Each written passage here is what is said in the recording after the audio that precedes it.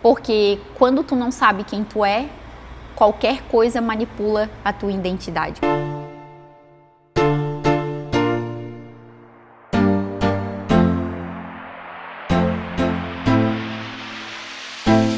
Fala, gente, mais um Tete a Tete com a Pri começando. Obrigada por estar aqui mais uma quarta-feira. Toda quarta-feira, 10h30 da noite, temos um novo episódio. Quem sabe você ainda não maratonou, porque não conheceu o canal, então já se inscreve para não perder mais nenhum, porque toda semana tem conteúdo novo para que você seja edificado onde quer que você esteja, seja em casa, no trabalho, fazendo academia, não sei. Esses dias eu recebi ainda um feedback de uma moça que estava lá na esteira, dizendo: pastor, eu comecei a chorar ouvindo testemunhos aqui do Tete a Tete, e isso me edificou muito para poder continuar, e eu vi que ela também foi edificada por ter assistido. Então é uma troca muito gostosa, então seja bem-vindo. Você que é a primeira vez, se inscreve então, e você que está aqui com a gente, já é da comunidade, seja bem-vindo novamente, envie para alguém, para que não só você seja edificado, mas que outras pessoas também possam receber essa mensagem do céu.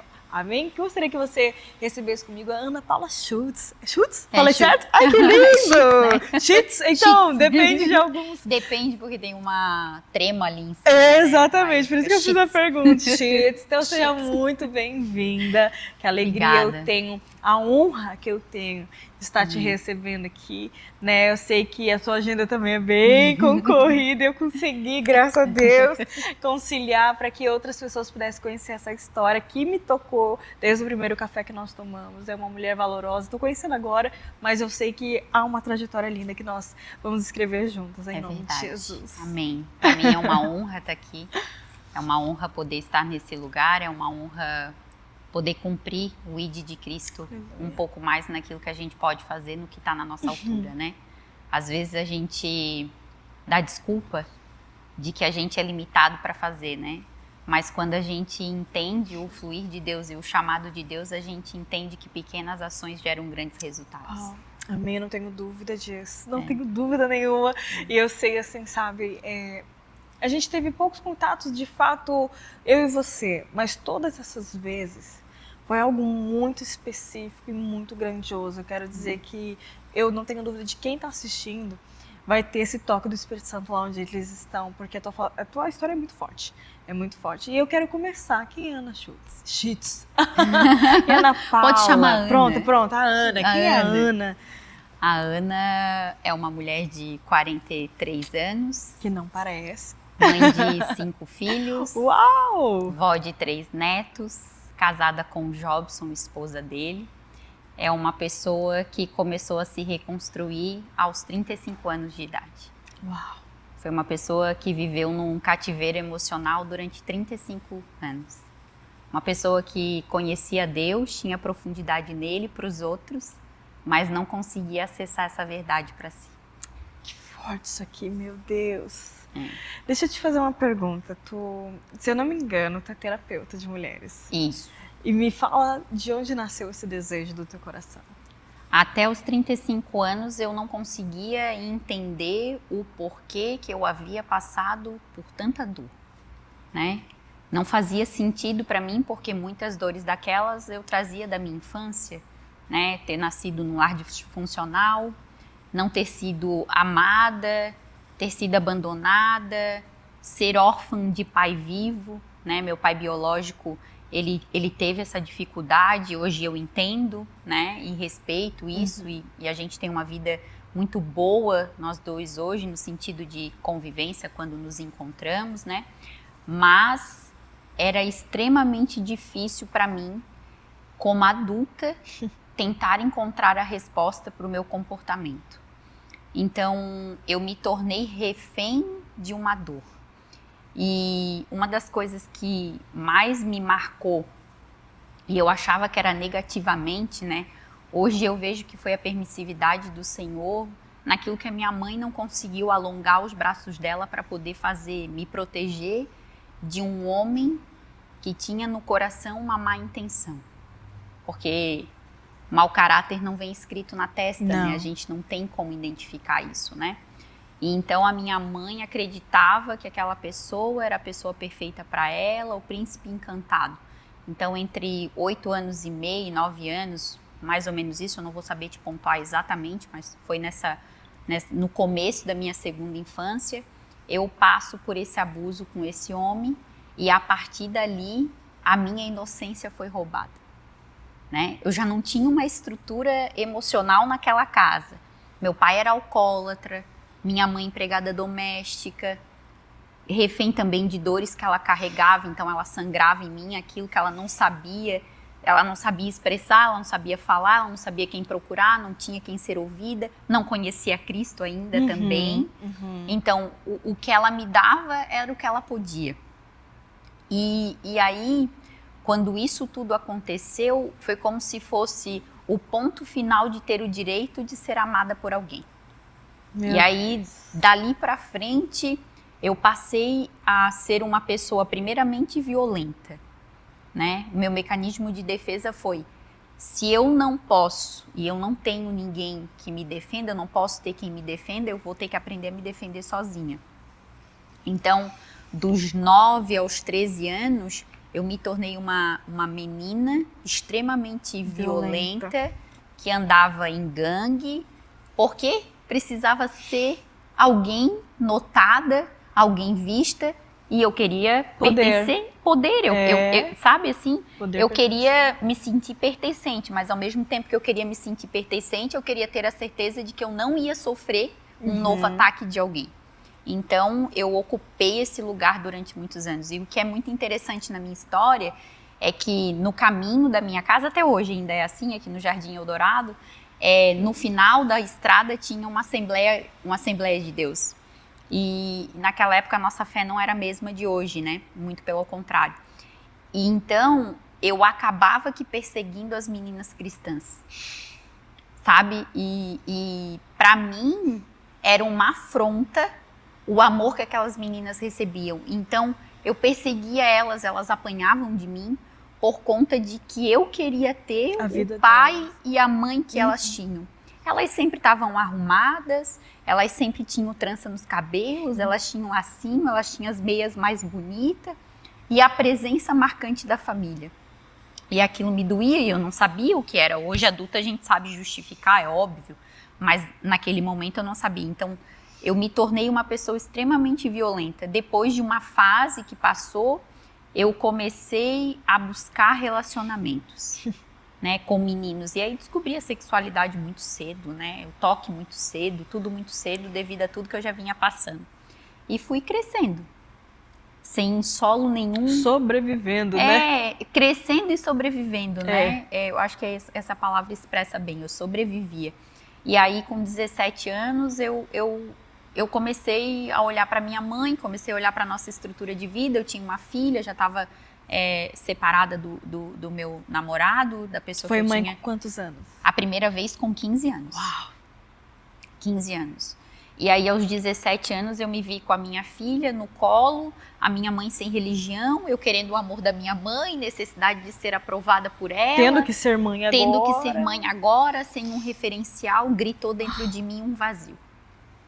E aí, aos 17 anos, esse vazio começou a gritar, e eu conversei com a minha mãe na época, e na frente da nossa casa passava uma irmã chamada Glória, e não importava como estava o tempo na vida daquela mulher sempre estava sorrindo. E aí um dia eu perguntei, mãe, quem é essa mulher? E ela falou, essa daí é a Glória, da Leleia, e não sei o quê, e eu comecei a reparar nos passos da Glória, até que um dia, numa quinta-feira, eu segui a Glória. Né? Literalmente, eu segui a Glória.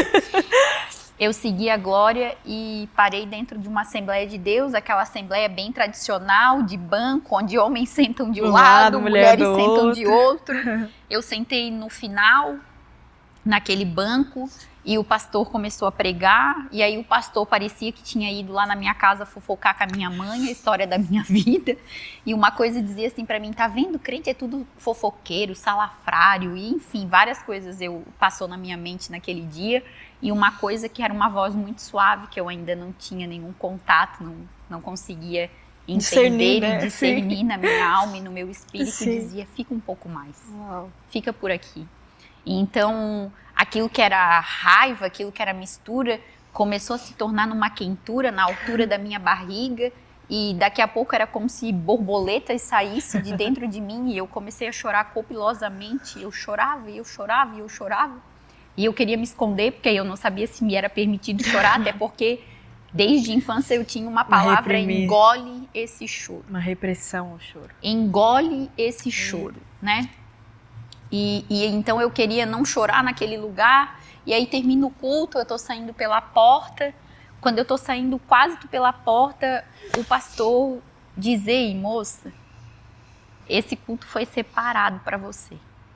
E eu quero te convidar a aceitar Jesus e confessar Cristo. E ele também falou, ele disse: vão ser os 30 piores passos que você vai dar até chegar aqui na frente, porque você está acorrentada. Então você vai sentir isso.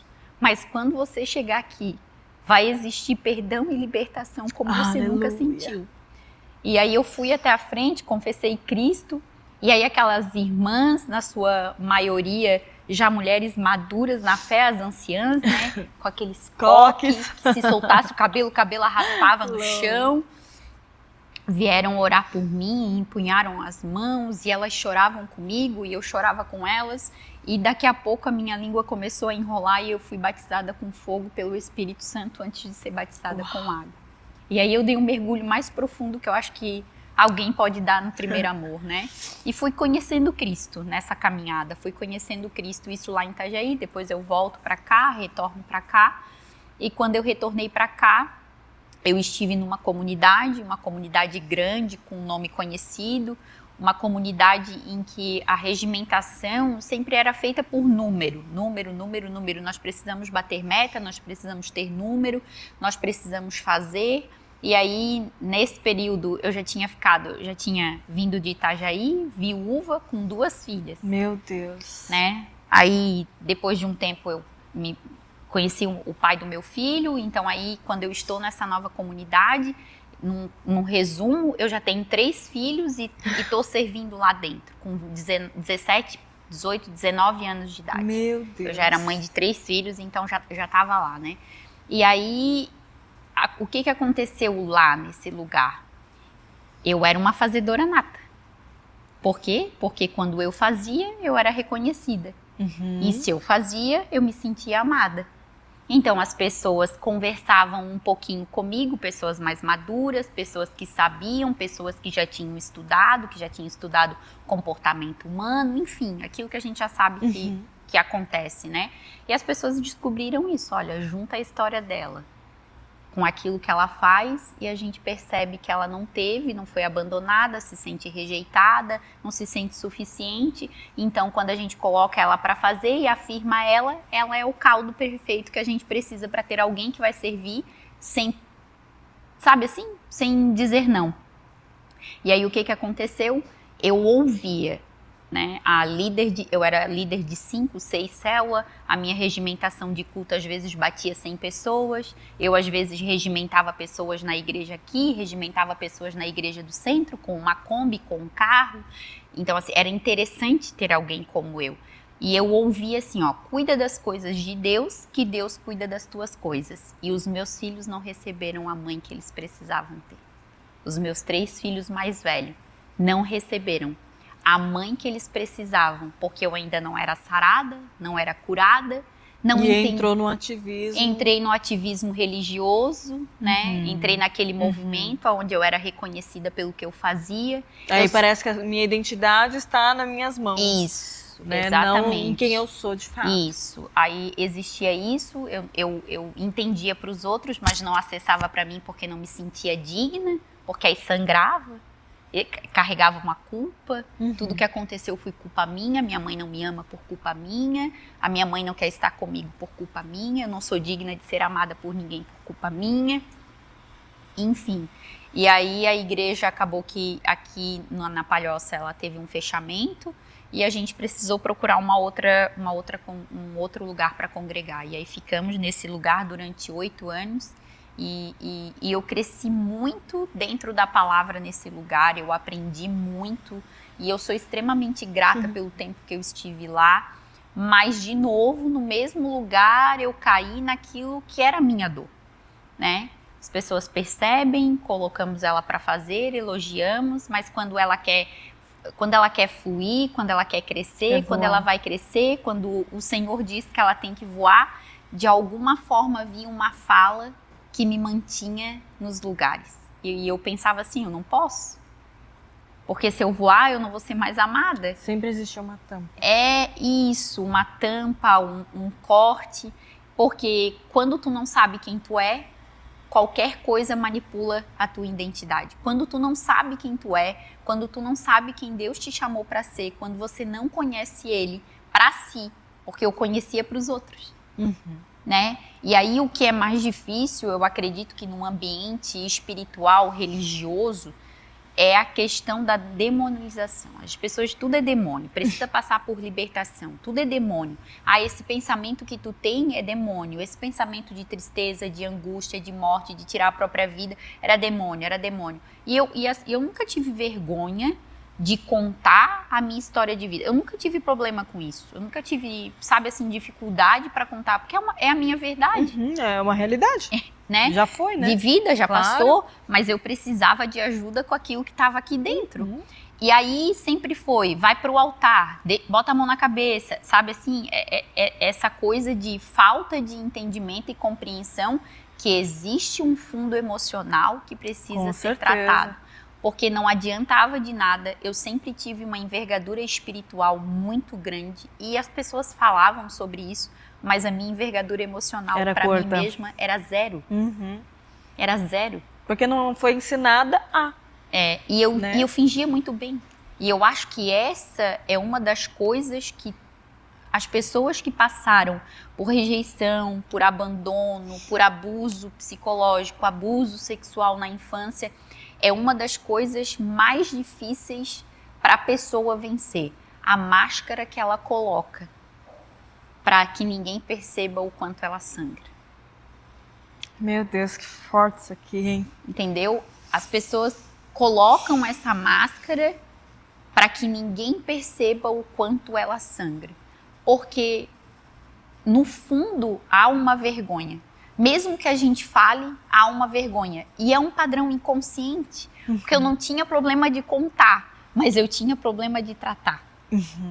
Né? E isso é um conflito, porque tu quer sair daquele lugar, tu não quer mais ser refém daquela dor, mas tu não sabe como. E aí eu passei um período de adoecimento muito grande da minha vida. Eu tratei mais ou menos entre tudo, né? Quase que 15 anos, 16 anos, entre 15 e 16 anos de tratamento com psiquiatra, psicólogo, tomando vários tipos de psicotrópico, tentei tirar minha vida, já sendo cristã, já estando nesses ambientes espirituais. Por quê? Porque existia dentro de mim uma incompreensão do que é ser perdoada. Meu Deus. Eu entendia perdão para os outros, mas não conseguia entender perdão para mim. Eu não conseguia entender que porque ele me perdoou, eu fui perdoada. E eu não conseguia entender que porque ele foi perdão para todos, ele podia ser perdão para minha mãe, para o meu pai, para o meu abusador. Porque é difícil quando a gente vai falar sobre isso, né? Mas como assim perdoar alguém que te causou tanta dor e tanto dano? Olha, mas ele deu a vida na cruz do Calvário por ele e por mim. Nossa, é muito forte. E assim como a gente perdoa, a gente também é perdoado, né? Tipo, cara, se eu não oferecer perdão, também não alcançarei esse perdão. E aí quando eu comecei a entender isso, quando eu comecei a buscar por isso, eu digo, tem que ter um caminho. Algo dentro de mim começou a bater, tem que ter um caminho, tem que existir um caminho. É impossível que não exista um caminho. Então, dentro do CAPS, que aí a minha rotina era estar naquele lugar de segunda a sexta-feira, e eu passei pelas piores coisas que eu acho que alguém pode passar, porque eu tinha uma consciência, né? Eu tinha uma consciência do que era feito naquele lugar. Eu tinha uma consciência do que era tomar aquela quantidade de comprimido, de remédio. Eu tinha consciência, mas eu não tinha voz. Eu tinha consciência, mas eu não tinha voz. E aí dentro de mim eu conversava e tinha conversas com Deus e eu dizia, Deus, tem que haver um caminho. E eu sei que tu vai me mostrar ele. E interessante que eu estava lá, e estava dentro da igreja, eu orava, Eu profetizava. As coisas se cumpriam. E ninguém percebia. E ninguém conseguia ver isso. Porque isso está numa face espiritual, tá, Pri. Mas muito mais do que numa face espiritual, a gente tem que compreender compaixão. Não é empatia, porque quando eu sou empática, eu me coloco no lugar do outro porque eu penso aquela dor poderia ser minha. Então eu acabo estendendo a mão porque eu quero ser empática contigo.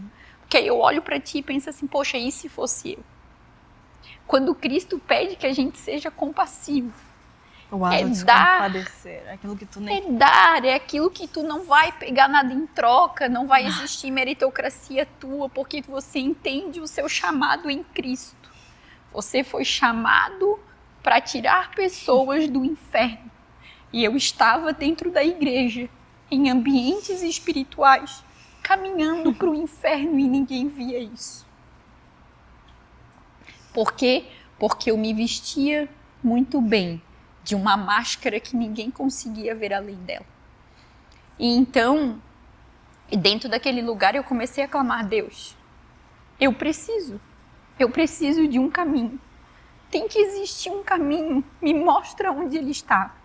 Então, a primeira coisa que eu acho que Deus fez nessa sinalização foi trazer o Dr. Mansur, um psiquiatra, e eu sempre cito o nome dele, e eu sempre vou citar. Ele chegou, e aí ele foi fazer a primeira consulta, que chama escutativa, né, que é na passagem de paciente, e ele olhou para mim e disse, oi? Eu disse, oi? Ele assim, eu quero saber quem é a Ana. E aí eu falei para ele, tá tudo aí no prontuário. E ele falou a frase que para mim foi a boca de Deus naquele dia. Eu quero saber quem é a Ana além do prontuário. Uau. Quando ele falou aquilo, ele me desmontou. E agora? E agora? Nunca cheguei nessa parte. Quem sou eu além do prontuário? Porque no fundo a pergunta que ele fez era, quem é você? Sabe, quem é você? E aí eu comecei a falar, e aí ele olhou para mim e ele disse assim, Ana, eu posso te afirmar, depois de todos os testes que a gente vai fazer, porque nós vamos fazer isso, porque eu preciso fazer, né? Na ética profissional ela me pede isso, mas eu posso te afirmar, tu não tem nada do que está escrito no teu prontuário. Uau. Sabe o que aconteceu, Ana? Você é a somatização de muita dor que não existe explicação de como você conseguiu suportar isso até os teus 22 anos, quando o teu sistema emocional colapsou. E aí ele começou a tratar a primeira coisa, o desmame da quantidade de psicotrópico que eu tomava. E aí, vamos lá, Ana, que tipo de medicação você tomava? Eu tomava haloperidol, eu tomava risperidona, eu tomava fluoxetina, eu tomava Rivotril. Os mais fortes de todos. Eles eram tarja preta na sua maioria. Eu tomava o lítio, que era para fazer controle, né, de humor, porque eles acreditavam que existia um transtorno de bipolaridade, mas que também existia uma face de esquizofrenia. Então, assim, era terrível.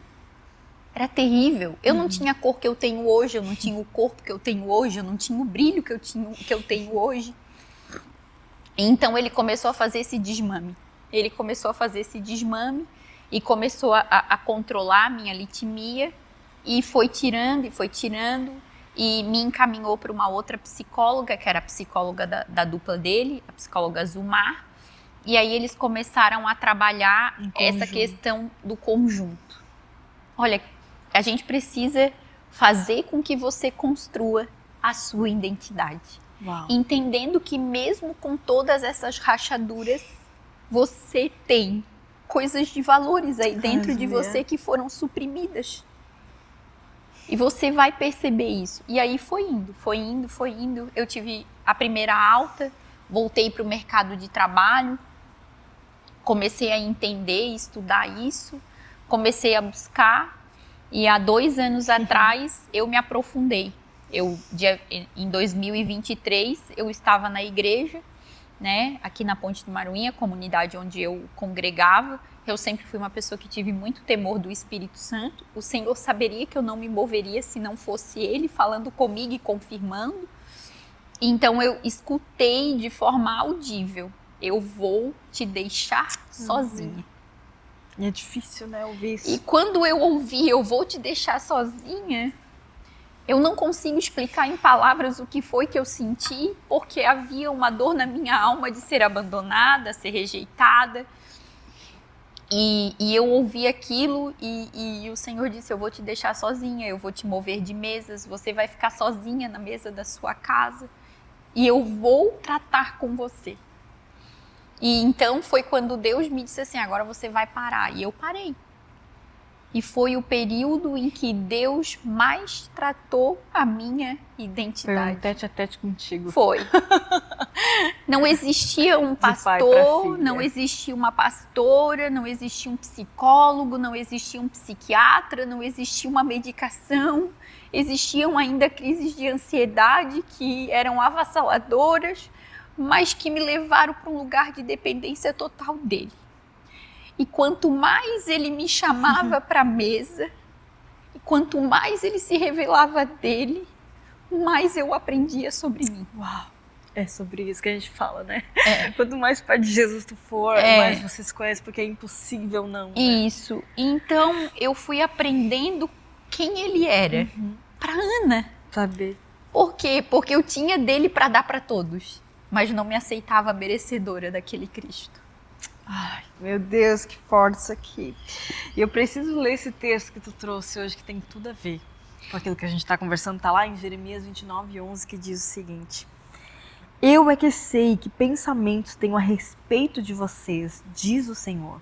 São pensamentos de paz e não de mal, para dar-lhes um futuro e uma esperança. Por que esse texto? Uau, nem consigo falar o porquê, né? Olha isso. Esse texto foi a palavra rema que me sustentou nos piores dias da minha vida.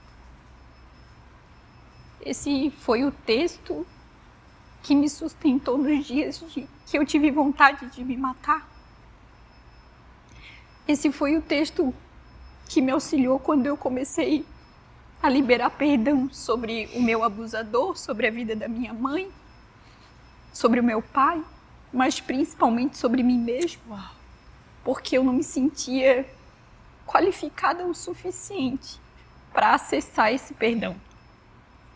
E quando eu pensava nisso, esse versículo pulsava dentro de mim, como um pai que diz para um filho: ei, eu sei, porque eu te gerei. E antes que eu te formasse no ventre da tua mãe, eu já te conhecia. Aleluia. E eu já tinha escrito todos os teus dias lá. Então, eu pensava coisas ruins e o Senhor me levava a entender que o que Ele pensava de mim era muito diferente. Muito diferente. E quando eu me agitava, quando eu me enfraquecia, quando a minha mente era bombardeada por dardos inflamados que o inimigo trazia, vozes do passado disfarçada na voz da minha mãe, na voz do meu pai, então o Senhor dizia: são pensamentos de paz. São pensamentos de paz. E então eu conseguia encontrar essa paz e esse refúgio nele. E aí depois eu fui entender para dar o final que você deseja, sabe? E aí eu comecei a entender o que eu realmente desejo nele, sabe? O que eu realmente desejo nele, com tudo que ele já me deu, com tudo que ele já fez por mim, com tudo que ele já mostrou que é, o que é que eu realmente desejo.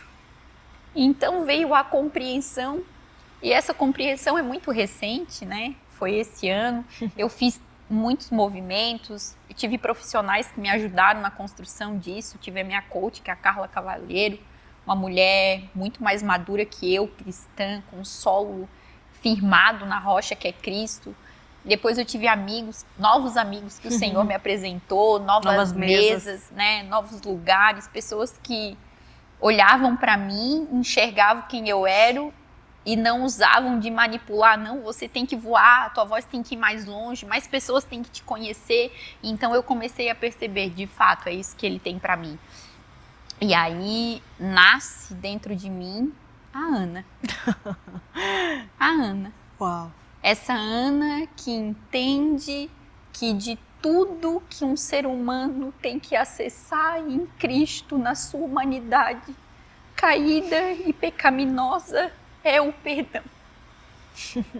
E quando me falta alguma coisa, eu dobro meu joelho e eu digo, Pai, eu quero acessar o teu perdão. Porque eu erro, porque eu não sou boa e porque eu nunca serei. Porque sem ele a gente não é nada. Nós não somos bons, nós somos ruins. Somos o pó. Sabe? Paulo vai referenciar isso em vários textos. E os textos são pesados se tu for pegar para trazer para a realidade de hoje. Eu acho que ele ainda deu uma aliviada nos comparar com um sepulcro caiado. Nos comparar a esterco. Então, a escória. A escória. Então, assim, sem ele, a gente não é nada. Nada. Mas ele está em nós para que algo aconteça.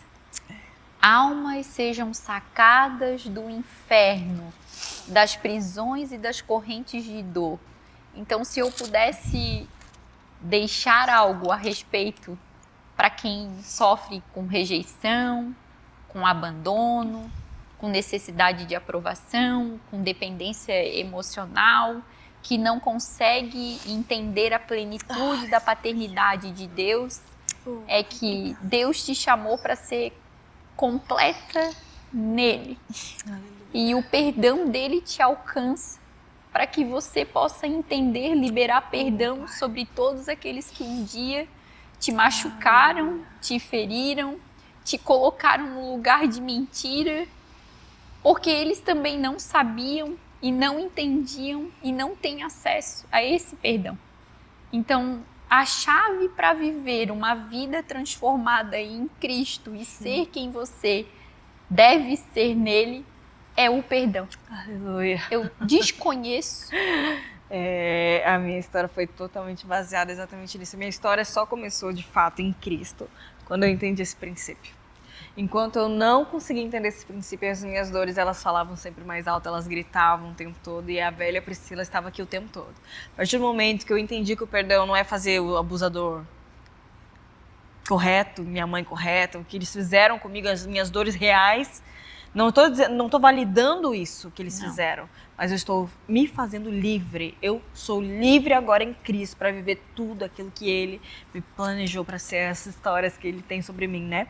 E passo muito rápido, meu Deus, já acabou o episódio, mas eu preciso falar uma coisa que a Ana falou do início, que pegou muito com aquilo que foi uma resposta de Deus, que eu vou fazer um episódio sobre isso, inclusive, porque foi confirmação. Eu falei hoje com a Pamela, que está aqui comigo hoje, me ajudando, eu falei assim, Senhor, eu precisava de uma palavra, me confirma a tua palavra. E Ele confirmou no meu coração, e agora Ele está reafirmando que eu preciso falar sobre isso, porque existia uma mulher, que ela era uma, olha como que é o título, a pecadora que ungiu os pés de Jesus, né? Que está lá em Lucas 7, depois você pode conferir. E existe essa questão que, e eis que uma mulher da cidade pecadora, eu não falo o nome dela, falo o que ela estava sendo.